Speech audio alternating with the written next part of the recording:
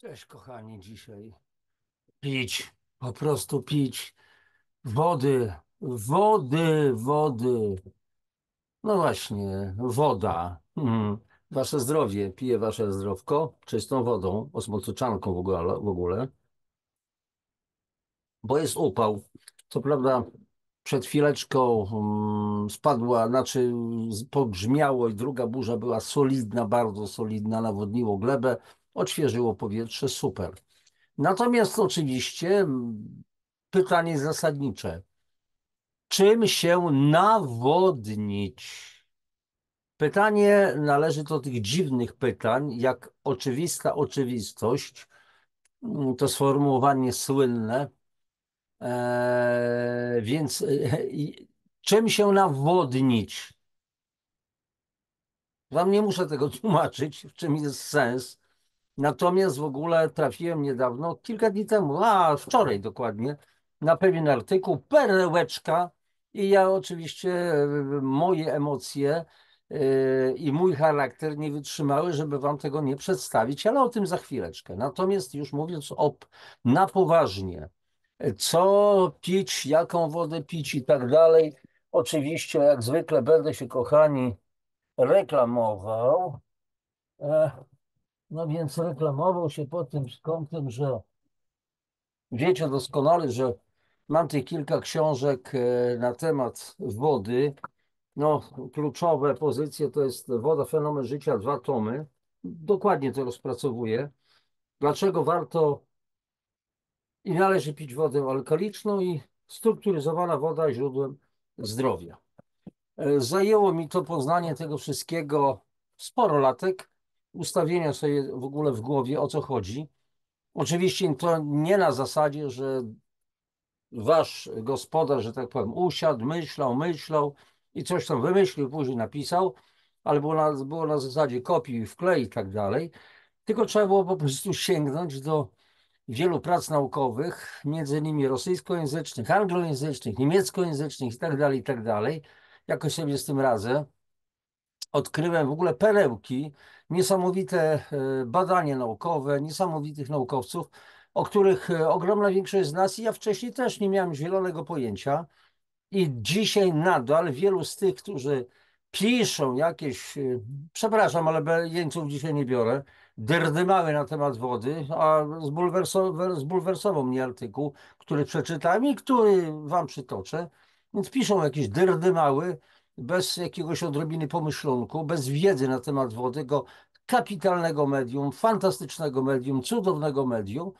No i tak to jest, słuchajcie. A więc pierwsze pytanie. No mamy upały. Idą upały coraz większe, zbliżają się, jest problem z wodą. Ktoś kiedyś powiedział wiele lat temu, jeszcze w XX wieku, a my XXI, że w XXI wieku wojny będą wybuchały o wodę, będzie walka o wodę. Zwróćcie uwagę, że na kuli ziemskiej od milionów lat ani nie była, ani przebyła ani jedna kropelka wody, H2O. Dwa wodory, jeden tlen. Taki kształt, cząsteczka jak łeb myszki Miki. Takiego niedźwiadka. Dwa wodorki, a więc atom tlenu i dwa wodorki przeczepione niesymetrycznie. Kąt tutaj jest około 105 stopni. Nie przybyła, nie ubyła ani jedna kropelka wody, to wszystko jest w obiegu, wszystko krąży. My swoją wodę kanalizacyjną, czyli spłukiwanie w toaletach, po myciu i tak dalej, po myciu garnków z tych, no, nie zamrażanych, tylko tych wyleciało mi słowo, wiecie o co chodzi, a więc tych maszyn do mycia naczyń, po prostu zmywarek, o właśnie zmywarek. Więc to wszystko trafia do kanalizacji i to jest krąży w obiegu. I oczywiście są, rzecz jasna, stacje uzdatniania wody, które wierzymy, wielu z nas wierzy, że oczyszczają wodę bardzo dokładnie, co jest absolutnie bzdurą. Robiłem swego czasu wykłady na ten temat, bardzo dokładne, takie chyba z 8 czy 10 prelekcji pod rząd, gdzie pokazywałem, jaką wodę pijemy, z czego bierzemy, jak się uzdatnia tą wodę, jak się stosuje chemię do uzdatniania wody. Zabije się co najwyżej część zarazków, może wszystkie zarazki chorobotwórcze, ale nie oczyści się wody w ogóle z czynników chemicznych. O tym mówił wielokrotnie jeszcze dr Zbigniew Hałat nieodżałowanej pamięci. Napisał tak zwaną turkusową książeczkę wiele lat temu. Sięgnijcie, poszperajcie gdzieś. To jest Biblia dosłownie, rewelacyjna książka.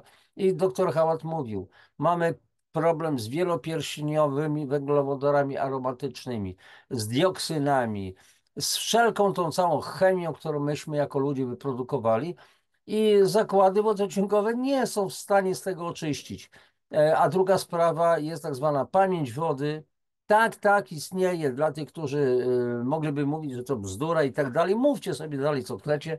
To tacy pojedynczy się zdarzają tutaj na ten kanał. W zasadzie tacy praktycznie nie trafiają. Czasami się ktoś czasami zdarzy, kto jeszcze nie ma o tym pojęcia. No jak nie ma pojęcia, to niech poczyta chociażby moje poglądy, audycje, może książki i tak dalej, może zmieni. Jak nie zmieni swojego sposobu spojrzenia, to trudno. No, nie będziemy się bić, przekrzykiwać, nie ma o czym mówić, ma prawo do własnego myślenia. Natomiast tu nie chodzi o wiarę, tylko chodzi o wiedzę. A więc ja nie tyle wierzę w pamięć wody, tylko wiem, że ona istnieje.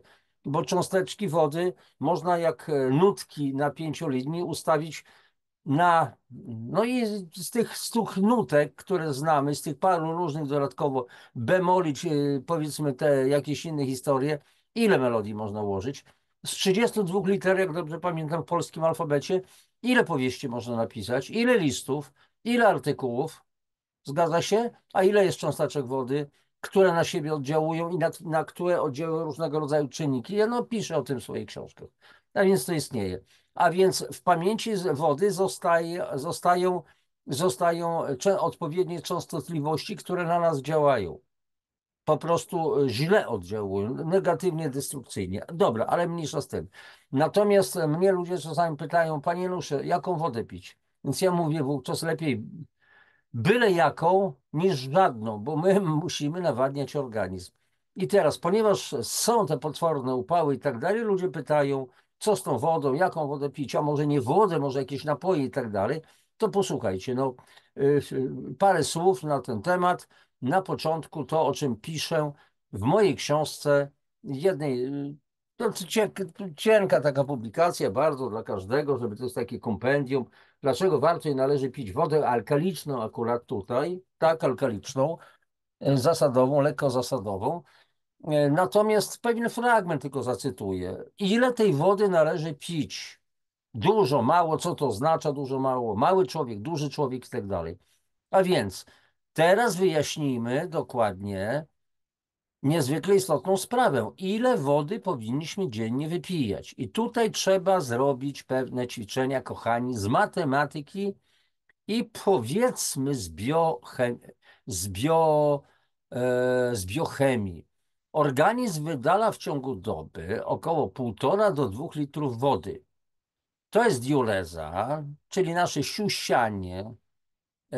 Żeby nikt nie miał do mnie pretensji, to powiem oddawanie moczu, pocenie się, oddychanie. Dlatego powinniśmy wypijać tyle samo wody, 1,5 do 2 litrów. Ja mówię o przeciętnym zużyciu przeciętnego człowieka. Załóżmy o masie około 80 kg, ale zaraz będziemy o tym jeszcze dokładnie mówić. Przyjmuje się, że minimalna ilość wody, która zapobiega zmianom patologicznym, czyli destrukcyjnym w organizmie, to 1 do 1,5 litra na dobę. Osoby, które piją mniej niż 1,5 litra wody dziennie, stopniowo zaczynają chorować. Wystarczy kilka godzin bez wystarczającej ilości wody, aby zakłócone zostały reakcje metaboliczne i aby pogorszyła się efektywność w pracy i w relacjach społecznych. A więc nie chodzi tylko o samo zdrowie, funkcjonowanie naszych komórek, ale po prostu to na zewnątrz wychodzi. Potwierdza to dr Feridun Batmanjelicz, lekarz, irański lekarz naukowiec o międzynarodowej sławie, renomie.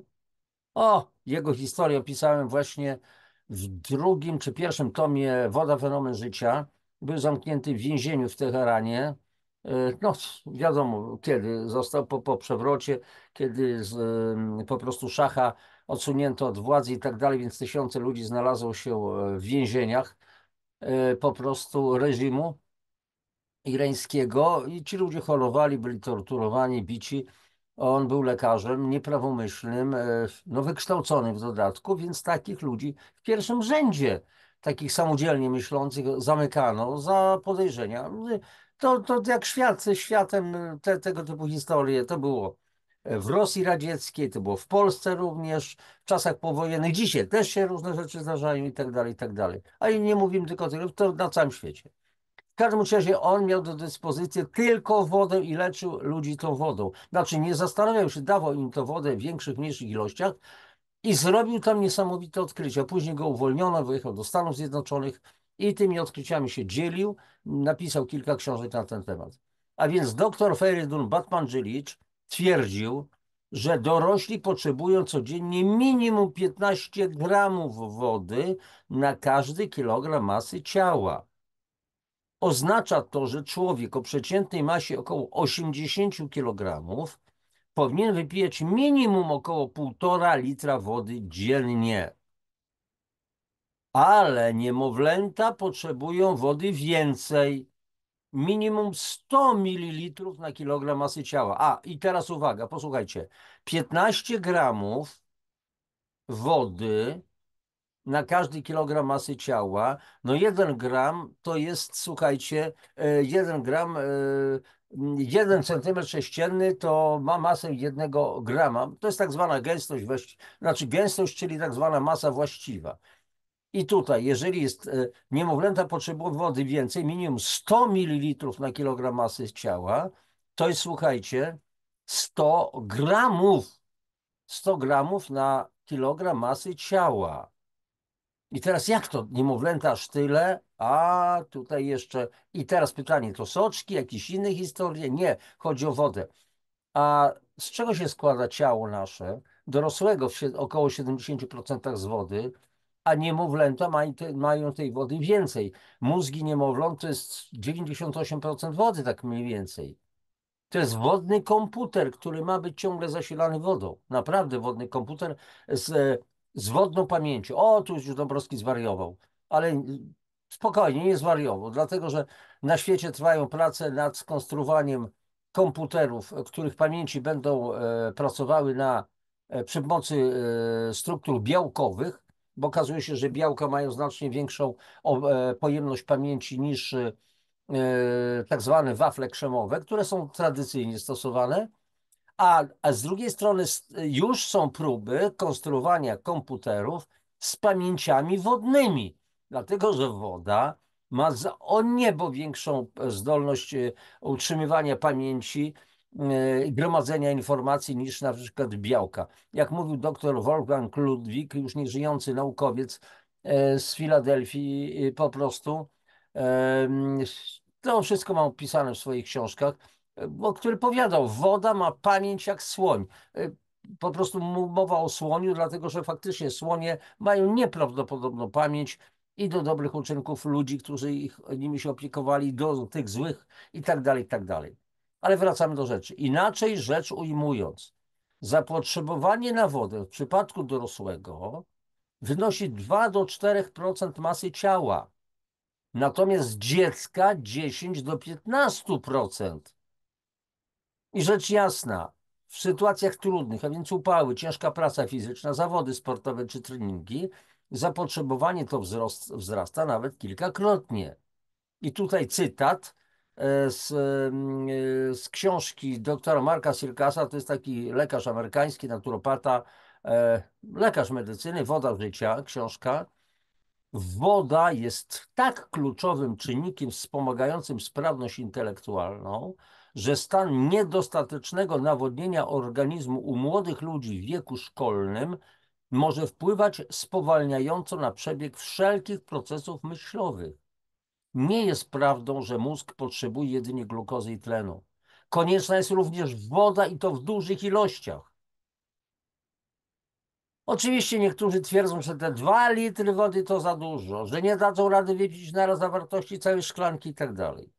To wyjaśnijmy to sobie w końcu, że wodę należy pić drobnymi łykami, ale za to często.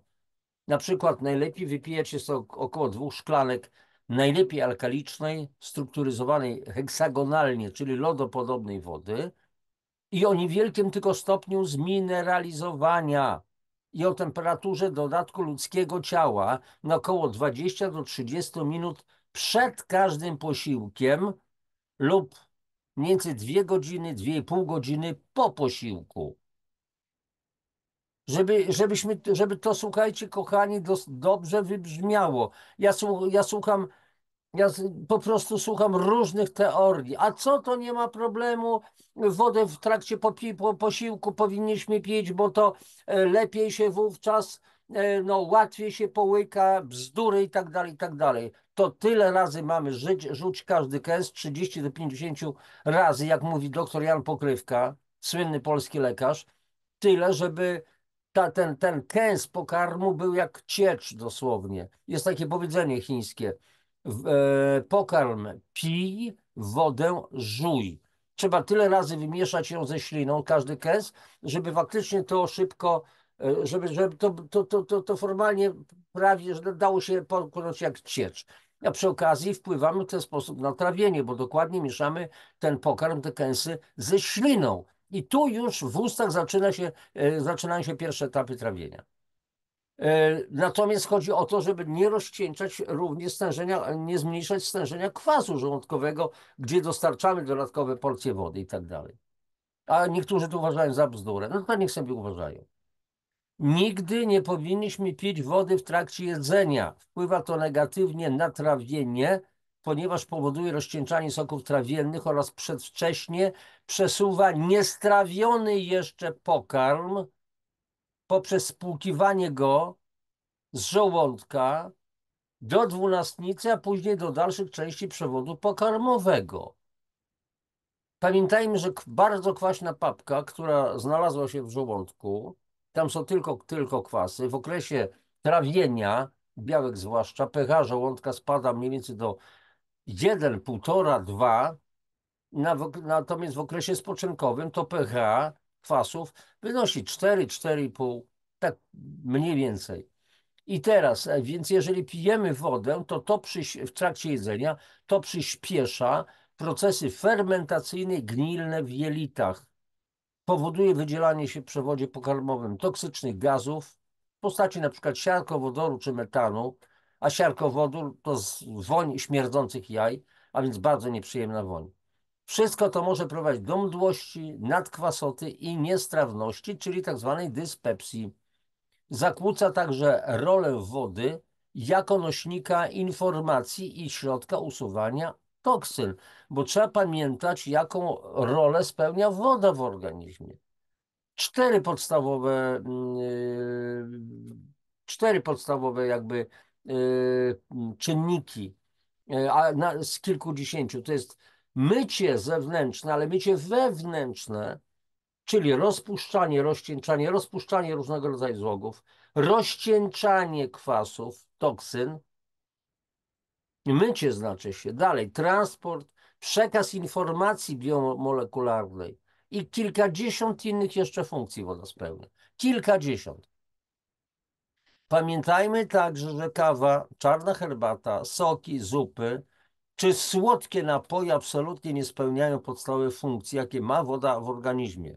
Jeszcze raz powtórzę, rozpuszczania, zmniejszania stężeń kwasów, transportu i wypłukiwania zanieczyszczeń. I tutaj, żebyśmy, znowu, żeby wybrzmiało, nieraz ludzie mówią mi gdzieś na szkoleniach, mówią, proszę pana, ale ja piję dużo herbaty, soków i tak dalej. No więc jak już nie mogę inaczej, to pytam, bardzo przepraszam, a w czym pan pierze na przykład majtki, czy koszule, czy skarpetki? W kawie, w herbacie, w Coca-Coli, w sokach, w zupie? Nie. Tak samo jak cali się myjemy w czystej wodzie. To dlaczego do picia chcemy używać soków, herbaty, kawy i tak dalej? Po co pijemy wodę? No bo mamy pragnienie. Nie, pragnienie jest tylko sygnałem, że organizm potrzebuje wodę. To jest sygnał. Dzwonek alarmowy, czerwona lampka w samochodzie się zapala. Człowieku, spada poziom oleju, spada ciśnienie. Tak samo tutaj, pragnienie, to znaczy wody w organizmie się pali. To już jest ostateczność, jeżeli czujemy silne pragnienie. A więc mamy podawać do organizmu czystą wodę. Od tego trzeba zacząć. A więc powtórzę, nikt z nas nie pierze koszuli w kawie, Coca-Coli czy soku jabłkowym. W dodatku kawa i herbata są płynami moczopędnymi, czyli odwadniającymi organizm. Słodkie napoje zaś silnie zakwasza organizm. Kawa również tam zawiera purynę i powoduje silniejsze pragnienie. Cytat z doktora Marka Sirkasa, Woda życia. Prawda jest taka, że uzyskanie właściwego poziomu wody w organizmie jest mrzonką, jeśli woda ma charakter zakwaszony, jak to ma miejsce w przypadku wysoko słodzonych napojów gazowanych. W dodatku napój gazowany dwutlenkiem węgla. Woda jest świetnym rozpuszczalnikiem, rozpuszcza wszystko, również gazy. I w połączeniu dwutlenek węgla, woda, nie chodzi o reakcję chemiczną, tylko chodzi o rozpuszczanie tego gazu, powstaje H2CO3, kwas węglowy, słaby, ale kwas. I to, że słodkie napoje są słodkie, dobrze je się pije, to nie oznacza to, że jest to dobre, zdrowe dla organizmu. Jest to po prostu sprawa taka, że to po prostu zakwasza organizm i sprawa załatwiona. Więc problemem, słuchajcie, staje się także utajone odwodnienie, które dotyka zwłaszcza osoby starsze. U tych ludzi wraz z wiekiem pogarsza się sygnalizacja pragnienia, co zwykle grozi niebezpiecznym odwodnieniem, zwłaszcza w upalne dni. Osoby starsze, u których zawartość wody w organizmie wynosi 50%, są typowym przykładem występowania odwodnienia przewlekłego. Pragnienie jest także wytłumiane przez niektóre leki, a masa ludzi starszych bierze różnego rodzaju leki. Po prostu te leki oddziałują na hormony regulujące poziom nawodnienia. Dalej, niedobre są silnie mineralizowane wody oraz wspomniane już herbata, kawa czy energetyzujące napoje. I nie należy czekać, że aż pragnienie zmusi nas do picia wody, bo już tak mi się pić chce. Jeszcze raz powtarzam, stodoła się po prostu już pali. Nasza wewnętrzna stodoła. Więc silne pragnienie to sygnał alarmowy informujący, że organizm wykazuje znaczne braki wody, co grozi odwodnieniem. To tak, jakbyśmy uzupełniali olej w silniku samochodu dopiero wówczas, kiedy zapala się w nim lampka kontrolna. Jeszcze chwilę i możemy zatrzeć silnik. Ubytki wody w organizmie powinniśmy więc uzupełniać na bieżąco. Odwodnienie zaburza funkcje fizyczne i umysłowe. Ubytek wody na poziomie 2% wywołuje zmęczenie, problemy z koncentracją, mdłości. Odwodnienie rzędu 4 do 5% skutkuje spadkiem efektywności w pracy i w aktywności fizycznej o 20–30%. Odwodnienie 10% może wywołać utratę przytomności, a 15% może być śmiertelne. Wywołuje także choroby lub ułatwia ich rozwój. Z tego względu zwiększenie ilości wypijanej wody w ciągu dnia może znacząco zmniejszyć ryzyko takich chorób jak kamica układu moczowego, nowotworów złośliwych, sutka, jelita grubego, dróg moczowych i odbytnicy oraz choroby wieńcowej. I teraz bardzo ważny cytat. Istnieje coraz więcej dowodów na to, że łagodne odwodnienie odgrywa rolę w rozwoju różnych chorób. W tym przeglądzie wpływ stanu nawodnienia na choroby przewlekłe jest podzielony na kategorie według siły dowodów.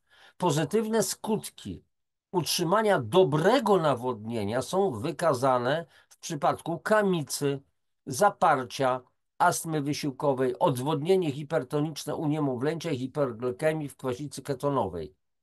Infekcje dróg moczowych, nadciśnienie, śmiertelna choroba wieńcowa serca, żylna choroba zakrzepowo-zatorowa i zawał mózgu i zaburzenia oskrzelowo-płucne. W przypadku raka pęcherza i jelita grubego dowody są niespójne. To jest cytat z artykułu Znaczenie dobrego nawodnienia, Znaczenie dobrego nawodnienia dla zapobiegania chorobom przewlekłym, Friedrich Manz i Andreas Wentz. Macie tutaj cały link, można to ewentualnie sprawdzić dokładnie lub ewentualnie tutaj po angielsku po prostu prześledzić, wbić to w Google i sprawdzić, czy akurat to, co mówię, to ma ręce i nogi. No i teraz słuchajcie, już nie będę w tej chwili odpowiadał na pytanie, jaką wodę pić, bo spożywanie okazuje się niewłaściwej wody na dłuższą metę prowadzi do pojawienia się wielu schorzeń. Gdy uświadomimy sobie, że niewłaściwa jakość wody pitnej może prowadzić do cukrzycy typu 1, czyli to nie jest cukrzyca typu 2 metaboliczna nabyta, tylko cukrzyca typu 1 to wtedy, kiedy trzustka przestaje pracować, to z biegiem czasu powinniśmy się liczyć z ryzykiem schorzeń kardiologicznych, udaru mózgu czy nowotworu, gdyż stan cukrzycowy sprzyja takim choroby i tak dalej, i tak dalej. Tutaj, słuchajcie, no, sporo na ten temat piszę. Natomiast, słuchajcie, no teraz chciałbym odnieść się do tego artykułu, o którym ja mówiłem wcześniej. Koniecznie nie wytrzymam. Otóż 10, słuchajcie, 10 lipca 2024 roku pani Marta Wudel napisała w gazeta.pl, popełniła taki artykuł: naukowcy sprawdzili, co najlepiej nawadnia organizm. A okazało się, że wcale nie jest to woda. I teraz popatrzcie, co nawadnia organizm. A co może nawodnić albo nawadniać organizm? Nie woda? No, masło maślane, zdaje się logika. Dobra, ale zajmijmy się treścią artykułu. Co pić, gdy jest gorąco? Zaraz zobaczę tylko, czy jaka tutaj... 150%, dobrze. Sądzę, że będziecie widzieli to. Co pić, gdy jest gorąco? Nawodnienie w czasie upałów jest niezwykle ważne i do tego chyba nie trzeba nikogo przekonywać. Okazuje się jednak, że woda niekoniecznie sprawdzi się pod tym względem najlepiej. Naukowcy, zaraz powiemy chyba, może znajdziemy, jacy naukowcy, postanowili przyjrzeć się temu bliżej, a ich wnioski mogą niektórych zaskoczyć. No mnie to zaskoczyło straszliwie, ale zaraz do tego dojdziemy. Trwające obecnie w Polsce upały są dobrą okazją, aby przypomnieć, ojej, przepraszam, bo tutaj kliknie się niechcący i zaczynają jakieś, przepraszam. No właśnie. Badanie limitów ludzkiej wytrzymałości na upał ma duże znaczenie dla przewidywania skutków zmieniającego się klimatu. Co więcej, najnowsze badania pokazały, że poprzednie założenia tego dotyczące mogą być nieprawidłowe. Zaraz. Czy to jest to? Ojej, przepraszam, ale coś tu mi się pozmieniało. Coś się kliknęło, więc wracam jeszcze raz do... O, dobrze. Trwające obecnie w Polsce upały... Przepraszam, ale to jest technika. Chcę podświetlić tekst, a mi tutaj wychodzą różne rzeczy.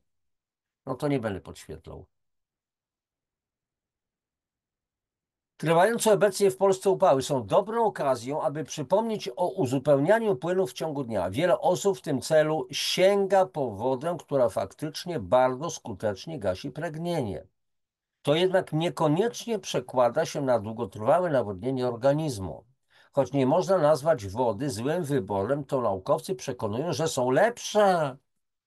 O mateńko. Czyli długotrwałe nawodnienie można osiągnąć czym innym. Nie wodą. Nawodnienie nie wodą. Aha, no dobra, dobrze. Takie dziwne to wszystko. Ok. Co nawadnia lepiej niż woda? Naukowcy wyjaśniają, co wpływa na nawodnienie. Skuteczności różnych sposobów nawodnienia organizmu przyjrzeli się naukowcy z Uniwersytetu St. Andrews w Szkocji, a otrzymane przez nich wyniki opublikowano w The American Journal of Clinical Nutrition. W badaniach wzięło udział 72 mężczyzn w wieku od 18 do 35 lat, a pod uwagę wzięto 13 rodzajów powszechnie dostępów napojów. To zaraz, to możemy, nie będziemy nazywać nawadnianiem, tylko napojowaniem. Ja uwielbiam nowotworki słowne, więc napojowanie, może tak, a nie nawodnienie. Mocz badanych był analizowany po spożyciu przez nich litra napoju w ciągu pół godziny. Okazało się, że najdłuższe nawodnienie, no napojowanie raczej, zapewniała nie woda, a płyny zawierające pewne ilości cukru, tłuszczu lub białka. Należy przy tym zwrócić uwagę na dwa czynniki. Pierwszym z nich jest objętość przyjmowanych płynów. W ogólnym ujęciu, im więcej wypijemy, tym szybciej napój opróżni się z żołądka i zostanie wchłonięty do krwiobiegu, gdzie może rozrzedzić płyny ustrojowe i nawodnić organizm. Zawartość składników odżywczych sprawia jednak, że wchłanianie to jest wolniejsze, więc nawodnienie utrzymuje się przez dłuższy czas. To badanie potwierdza to, co już wiedzieliśmy. Elektrolity, takie jak sód i potas, przyczyniają się do lepszego nawodnienia, podczas gdy kalorie zawarte w napojach, kalorie powodują wolniejsze opróżnianie żołądka, a tym samym wolniejsze oddawanie moczu. Kalorie są to takie cząstki, które są w żołądku, w jelitach, takie duże kawałki, może mniejsze, większe, nie wiem jakie duże, jak duże. I kalorie zawarte w napojach powodują wolniejsze opróżnienie. Aha, to jest ciekawe. Wyjaśnia Melissa Majumdar, nie wiem jak to się czyta, nieważne, dietetyczka, trenerka personalna, rzeczniczka Akademii Żywienia Dietetyki, która nie była zaangażowana w badanie, cytowana przez CBS News. Jakie zatem konkretnie napoje warto pić? A teraz jeszcze jedna sprawa.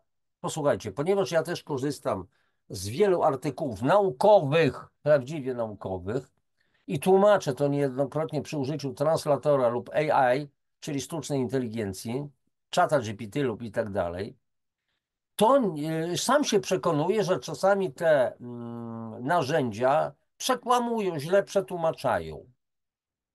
I jeżeli nie ma się odrobinę wiedzy z danej dziedziny, to można napisać bzdury. I wówczas, na przykład, podczas gdy kalorie zawarte w napojach powodują wolniejsze opróżnianie. Jakie kalorie? Może po prostu nie kalorie, tylko różnego rodzaju składniki w postaci wspomnianych tych białek, tłuszczów, cukrów i tak dalej, a nie kalorie. No więc ktoś pisze artykuł, bierze cash za wierszówkę, ale mało to jest, no i my czytamy różne takie rzeczy. Dobrze. Co pić, żeby się dobrze nawodnić? Uważaj na zawartość cukru w napojach. Dobra. Badania szkockich naukowców wykazały, że najlepiej nawadniającym napojem jest mleko, zwłaszcza odtłuszczone, ze względu na zawartą w nim laktozę, proteiny, czyli białka i niewielką ilość tłuszczu. Korzystnie na nawadniające właściwości mleka wpływa też znajdujący się w jego składzie sód, który zatrzymuje wodę w organizmie. Ależ tak, sód zatrzymuje wodę w organizmie. I żeby woda nie, zatrzymała się na dłużej, więc na noc na przykład chcemy 2 godziny przed snem nawodnić organizm, wypijam 1-2 szklanki wody, szczypta soli, żeby ta sól zatrzymała wodę w organizmie, żebyśmy w nocy nie chodzili. Natomiast trzeba tutaj pamiętać o roli wody w organizmie. Jeżeli woda ma nas przepłukiwać, wymywać różnego rodzaju, rozpuszczać złogi, rozcieńczać kwasy i tak dalej, to ta woda ma być jak najczystsza. Tak jak woda, która służy nam do prania. No nie można w twardej wodzie prać ciuchów. Dłuższe życie każdej pralki to kalgon. Jest taka piosenka, jest. A więc kalgon ma zmiękczyć wodę, po prostu zrobić coś z tymi złogami, tymi minerałami, które podobno są niezbędne. No, dla pralki to nie są niezbędne, ale dla naszego organizmu podobno są niezbędne. Oczywiście minerały są niezbędne dla organizmu, ale w postaci pokarmu, pożywienia, posiłku, a nie w wodzie, gdzie jest rozpuszczona skała. Wystarczy spojrzeć na czajnik albo otworzyć pokrywę rezerwuaru wody w toalecie i tam przez kilka lat ta się nagromadzi. Jeżeli na przykład wielu z Was podlewa kwiaty, ale najpierw, żeby te kwiaty nie podlewać wodą z chlorem, to nalewa tą wodę do butelki, postoi tam powiedzmy dobę ta woda, ten chlor powiedzmy, że częściowo odparuje, to teraz na ściankach butelki co się osadza? Ona jest czysta, czy zaczyna się osadzać już kamień? I tak samo w temperaturze ludzkiego ciała chętnie wapń, nie ten wapń, który powinniśmy wykonać, bo są różne postaci organiczne, nieorganiczne i tak dalej, osadza się z przyjemnością w naszych stawach, w naszych naczyniach krwionośnych. I mleko gotowane ma zupełnie inną postać znaczy postać wapnia w mleku gotowanym jest zupełnie inna od postaci wapnia w mleka nieożywionego. Mówię o tym kiedyś na wielu wykładach doktor nauk medycznych, pani doktor Brygida Adamek. Pamiętam do dzisiaj to zdanie. Ale to nie jest ten sam wapń. A się mówi, ale mleko wapń zawiera, więc jest dobry na osteoporozę. Guzik, prawda. To tylko na tyle. Dobrze. Dalej. Podobne działanie, czyli zatrzymywanie dużej wody w organizmie, mają płyny glukozowo-fruktozowe. Glukozowo-fruktozowe spożywane przy dolegliwościach układu trawiennego, takich jak biegunka.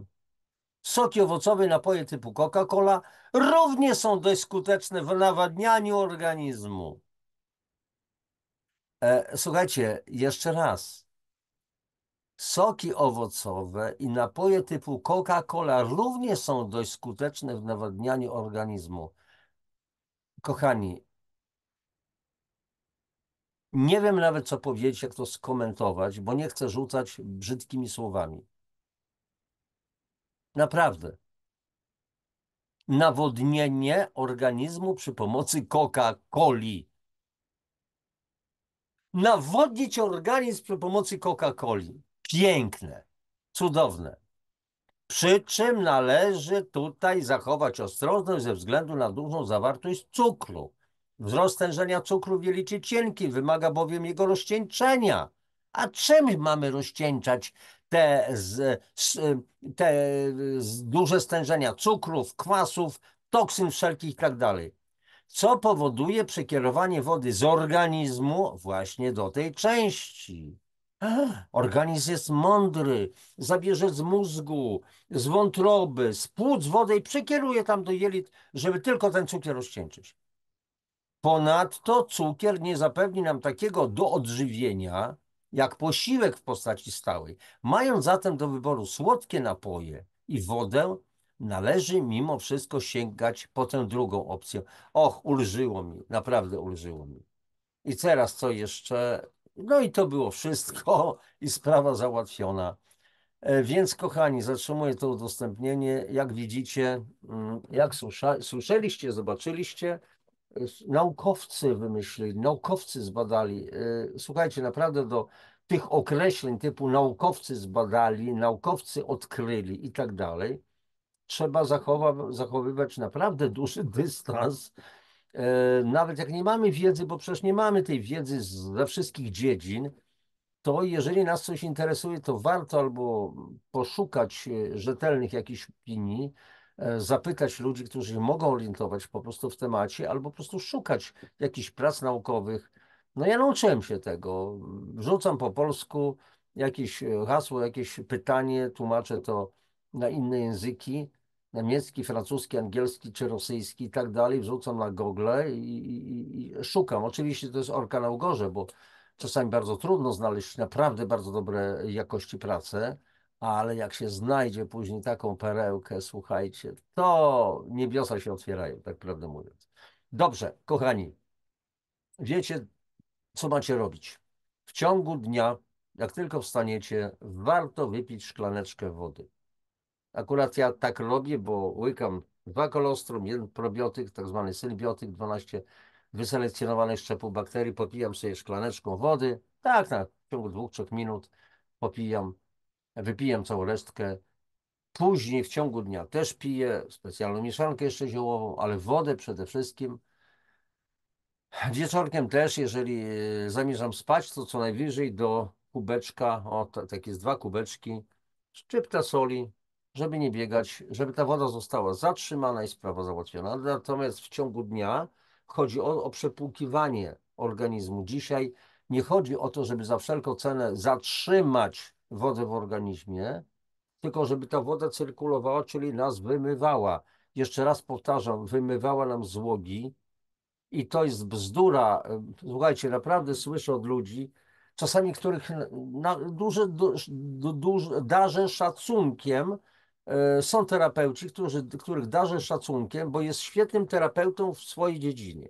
Ale jeżeli ten terapeuta zaczyna się zajmować dziedzinami, o których nie ma pojęcia i zaczyna mówić o tym, że ale wody absolutnie czyste nie należy pić. Woda musi być elektrolitem, musi być wysoko zmineralizowana, bo jak woda będzie za czysta, to ona będzie wymywać składniki mineralne z organizmu, rozpuszczać wszystko i tak dalej. Słuchajcie, od 99 roku, czyli 24, no 25 lat. Pije wodę osmotyczną, czyli która daje naprawdę bardzo czystą wodę. Nie jest ona idealna, bo dlatego, że, znaczy ja ją jeszcze strukturyzuję przy pomocy magnetyzerów, MIM2 na przykład i tak dalej. Wielu z Was już wie, o co chodzi, ale tu są różne rozwiązania. Nie jest to jeszcze woda alkaliczna, ale ja, żeby się alkalizować, mam odpowiednie suplementy. I teraz pytanie jest takie, co ta woda czysta, bardzo czysta, ma mi wypłukać z organizmu? Jeżeli minerały, witaminy, inne, antocyjany, no, bioflawonoidy, to nie są jakieś oddzielne cząsteczki, one są wbudowane w nasze komórki, w nasze tkanki. To co można z nich, co tam można z tego wypłukać? Natomiast taka woda czysta może wypłukiwać, rozpuszczać złogi, na przykład złogi kwasu moczowego. Jeżeli ktoś ma tendencję do dny moczanowej, do odkładania się zwłoku w woreczku żółciowym, piasek w nerkach i tak dalej, to powinien pić jak najczystszą wodę. Bo w dłuższym czasie, na przykład 6 miesięcy, można się pozbyć po prostu piasku, rozpuścić częściowo kamienie, po prostu będzie taka woda rozpuszczać. Złogi. Natomiast jeżeli chcemy się nawodnić, jeszcze raz powtarzam, zatrzymać na dłuższy czas tą wodę, odrobinka soli lub odpowiednie suplementy stosować, minerały i sprawa załatwiona. Bo każda komórka pracuje przy pomocy tak zwanych pomp jonowych. Pompa sodowa, pompa potasowa, pompa wapniowa i tak dalej, i tak dalej. A więc musi mieć minerały. I oczywiście, że minerały muszą być, ale nie z wody. Hunzowie piją wodę z lodowców, najczystszą wodę na świecie, rozpuszczoną. Tam nie ma żadnych minerałów i żyją po 120 lat. W wieku 100 lat słyszałem ostatnio jakieś, gdzieś tam na YouTube znalazłem, że kobiety rodzą w wieku 60-70 lat. Oni są młodzi, pięknie wyglądają. No więc co z tą wodą, z tym piciem? Więc ludzie, mówię, opamiętajcie się, jak nie zajmujcie się nie swoimi tematami, jeżeli jeszcze tego nie znacie. Bo ja nie będę też zajmował się waszymi tematami, przynajmniej na razie, bo się na tym nie znam, więc nie będę się wypowiadał jak ekspert. I sprawa załatwiona. Ale to z dużą pewnością, ale tego nie wolno, bo i tak dalej, i tak dalej. No, szałtaj bałtaj, jak to mówią u mnie na Podlasiu. Kochani, pora kończyć. Posłuchajcie, jeżeli ta audycja rozświetli wam co nieco, ja przynajmniej to, co mówię, to stosuję. Jakoś nie widać, żebym się rozpuścił przez 25 lat. Nie zmniejszyłem się, świetnie funkcjonuję, przynajmniej na razie. Nie wiem, kiedy mi się moja świeczka wypali, ale na razie jakoś funkcjonuje. Mam świetną energię, pracuję bardzo intensywnie. Ostatnio zrobiłem w ciągu kilku dni 2000 kilometrów. Nie ma żadnego problemu. Jedzie się długie odcinki, po 500 kilometrów jedzie się, tak? Nie ma problemu. Jeszcze raz powtarzam. W trakcie jazdy też piję wodę, bo zawsze mam zapas. A więc słuchajcie, jeżeli audycja Wam się spodobała, rozświetliła co nieco, powiedzmy, to liczę na Wasze subskrypcje, lajkowania, komentarze, przesyłanie po prostu linków do znajomych, do przyjaciół, bo chodzi mi też o to, żeby ten kanał po prostu rósł, żeby coraz więcej ludzi oglądało, zapoznawało się, brało tą wiedzę. Co z nimi, co z tą wiedzą zrobią, to już jest ich sprawa, ale jestem też otwarty na różnego rodzaju pomoc ludziom. Coraz więcej ludzi się zgłasza. Mamy na przykład problem z nowotworami, z wieloma innymi ciężkimi chorobami, a tutaj statystyki może będzie coraz gorzej, jeżeli nic nie zrobimy. Więc też bardzo chętnie pomagam. Jakieś konsultacje, mamy specjalną kolację, dzięki której można naprawdę wyprowadzić wielu ludzi z wielu chorób. Więc jeżeli ktoś chce, proszę bardzo, proszę pisać. Nigdy za to nie biorę pieniędzy żadnych, nie mam stawek za godzinę konsultacji czy coś w tym rodzaju. Po prostu uważam, że ludziom trzeba po prostu pomagać. Natomiast ja też oczywiście zarabiam w różny sposób, sprzedaję książki i tak dalej. No, o, właśnie, dlatego Was proszę, jeżeli ktoś będzie zainteresowany, z przyjemnością wyślę mu, po prostu zamawiajcie i wysyłam szybciutko. E, No i dobra, dość na dzisiaj, trochę się rozgadałem. Wszystkiego najlepszego, popadki. Miłość i wdzięczność niech będą z Wami. Pa, pa.